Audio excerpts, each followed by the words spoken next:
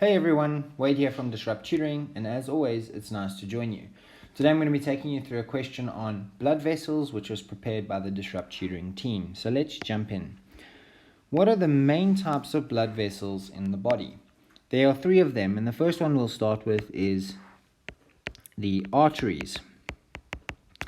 Now, arteries carry oxygenated blood from the heart to the rest of the body, with the exception of the pulmonary artery, which carries deoxygenated blood from the heart to the lungs, where the blood will become oxygenated.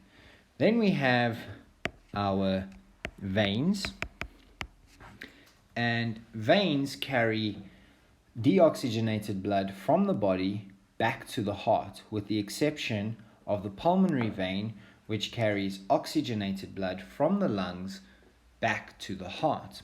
And finally, we have our capillaries. Now, the capillaries are known as the exchange sites. So these are the exchange sites between blood and tissues, and they also connect the arterial and the venous systems. Okay, there we have it. We have the three main types of blood vessels in the body.